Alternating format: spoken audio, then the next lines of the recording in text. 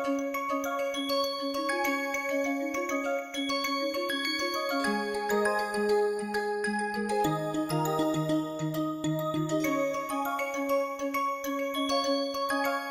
if there are any questions about the derivation of the Weierstrass-Erdmann conditions that we carried out in the previous module, you can ask. Is the derivation entirely clear? Okay.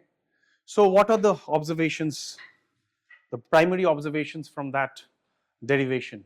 What is the take home message? We said that we are going to look at a wider class of perturbations, not just these C1 perturbations, right? So what sort of new perturbations have we seen now? The ones that allow us to choose piecewise continuous perturbations, and the points at which these perturbations begin to appear then give rise to what are known as corner points, right. So these are called such extremals, if they are indeed extremals, are known as broken extremals, right. And we saw very interestingly, now this is an important observation, that this one of these arguments, right, that y prime doesn't make any sense anymore, because on the left hand side, if you approach this point from the left hand side, y prime attains a certain value, from the right hand side it attains a certain other value. In other words, y prime is discontinuous at that point. But nonetheless, two crucial things must still be continuous. So if you remember, we had eventually come up with something like this, delta x times, what was it? Partial of the Lagrangian with respect to, what was this? So there was a plus delta and a minus delta y, a plus delta x and a minus delta y. So what were these terms? With delta x, what came out? Flip through the pages and tell me what came out here. Delta x was multiplied with what? That was the last step that we saw yesterday. Sorry? Ly prime. What is that known as in the literature? We give it a name, right? It's a momentum. So Ly prime evaluated at, okay, we'll talk about it. It's not evaluated at a single point. It's basically a difference of two. But I'll write it in this following manner.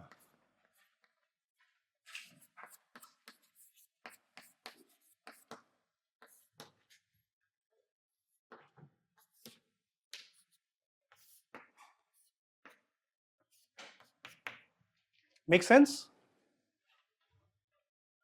That's the difference of two terms, right? The way you write after integrating certain things. What about this? This got multiplied with and nothing else?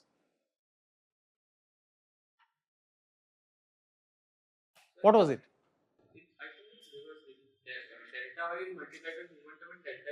Okay, no, not a problem. Okay, sure. You're supposed to tell me that. That's the reason I wanted to complete the derivation the other day, because I don't want to lose track. So this was the momentum. And what about this? What came out here? Y prime x dot Ly prime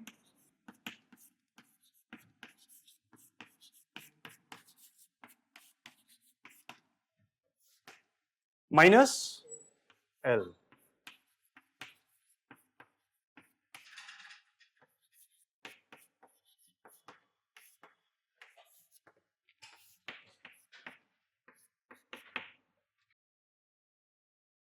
What did this have to be equal to?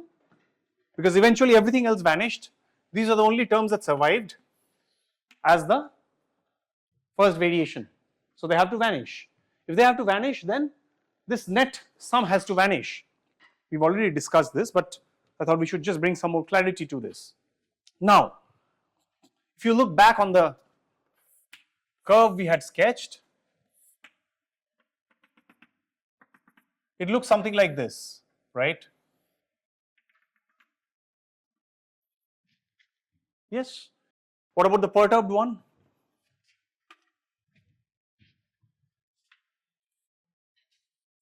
The perturbed one looked something like this. So this crucial point was C here. What did delta x signify?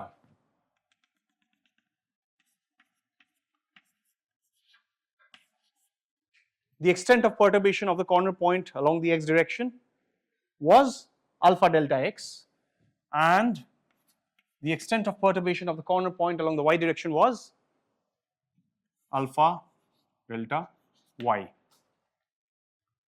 Yeah. Now, based on this being equal to 0, what can we say? There's nothing that really prevents us from choosing a perturbation which would look something like, for instance, this, the green one, it's visible from the back. What would you say about the delta x and delta y for this green fellow here? Which is 0, which is non-zero? Delta x is 0, right? Yeah. So in this case, this term would be of no significance, only this term would survive, and this term has to be 0 for all possible non-zero delta y. So individually this has to be 0, because this green fellow is a legit perturbation, isn't it? By the same token, you could also have chosen a perturbation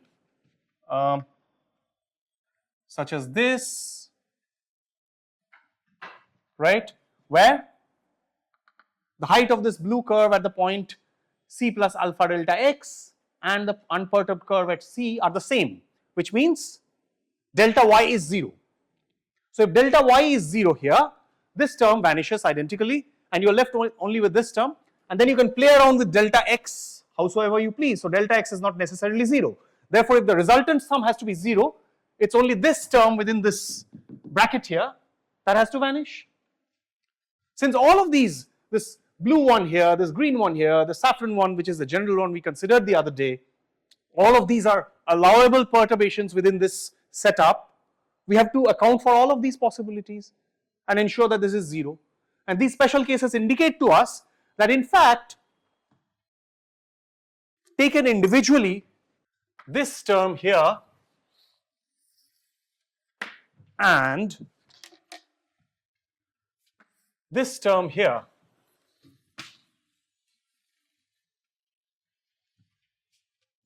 must be equal to 0. Yes? Is that clear? Of course, the additional term was whatever was there with the integral.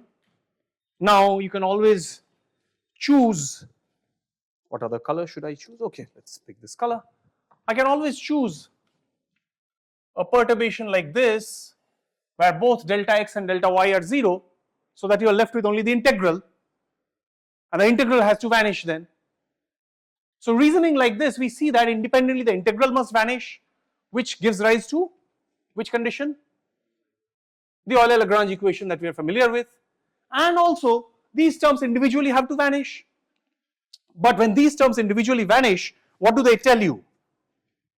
What does this term boxed within this blue box disappearing tell you?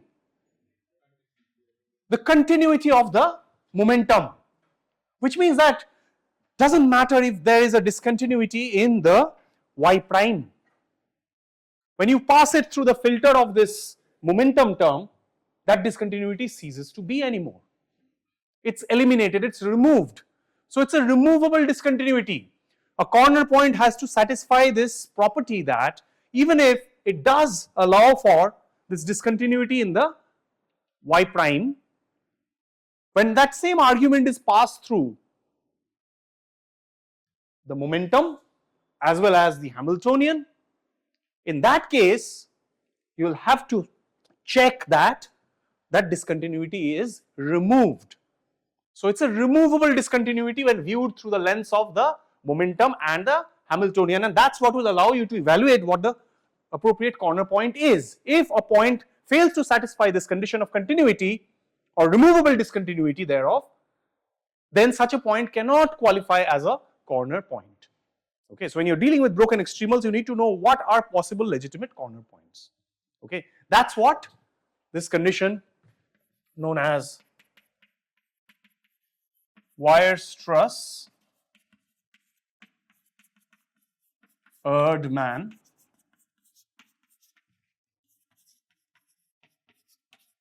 corner conditions. Okay, that's what this gives us.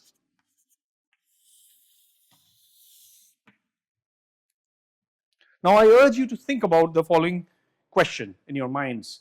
If you are now keen on only considering curves that were close by in terms of the one norm, we already know we have departed from that setup, and that's what allowed us to consider these kind of perturbations. But if you now go back and say, okay, for weak extremals, do we still need both of these conditions, or none of these conditions, or any one of these conditions at least to still hold?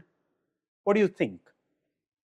Remember the brief discussion we had about what resulted in a possible large difference between a perturbed curve and the original curve in terms of the one norm, even though in terms of the zero norm, all of these curves are incredibly close. What was it that resulted in such a situation? That their one norms could still be very far apart, even though the zero norm apparently and visibly is very close by. What was the interval basically in which we zoomed in and said, this is the critical bit?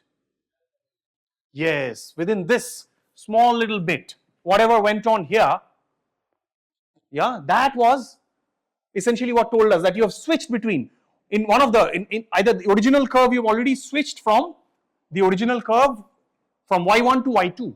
But in the perturbed curve, the saffron one here, you're still holding on to y1 plus alpha g1 by extending y1, the domain of y1. So within this part, the derivative of y1, sorry, the unperturbed curve will follow the derivative of y2. But the derivative of the perturbed curve will follow the derivative of whatever was originally y1. You can make alpha small so that the contribution of g1 is small. And there's no reason to believe that the derivatives of y1 and y2 will be close by, and therefore in terms of the one norm, they'll be far apart.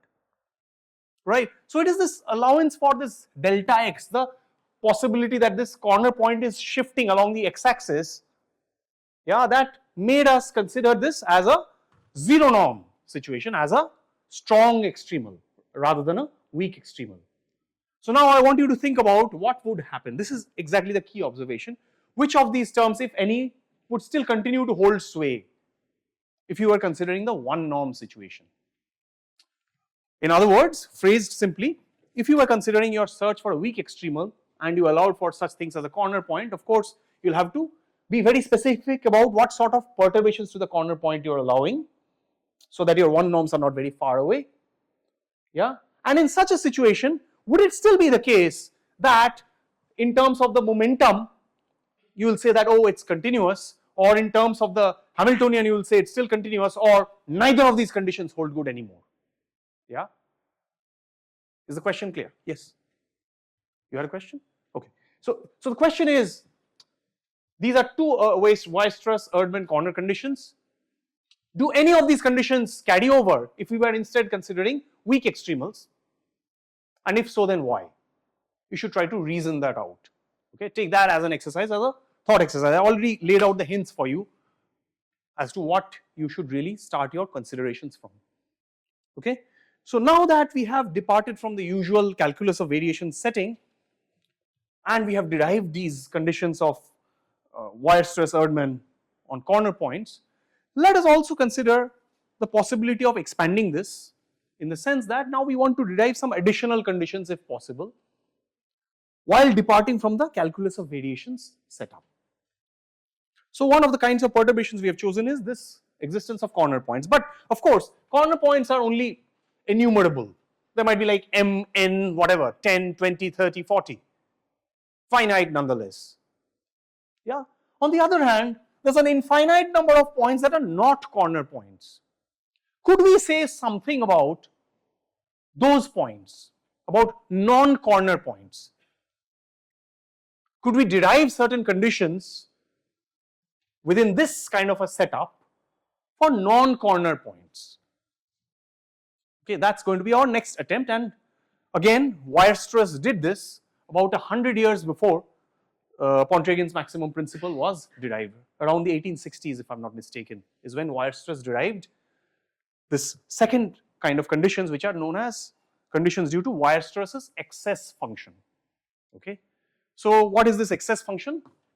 If there are any questions on this, please ask. Otherwise, I'll just move into Weierstrass's excess function and discussions related to it. This part is clear, right? Okay, good. So we shall now deal with Weierstrass's excess functions, which will allow us to infer certain things about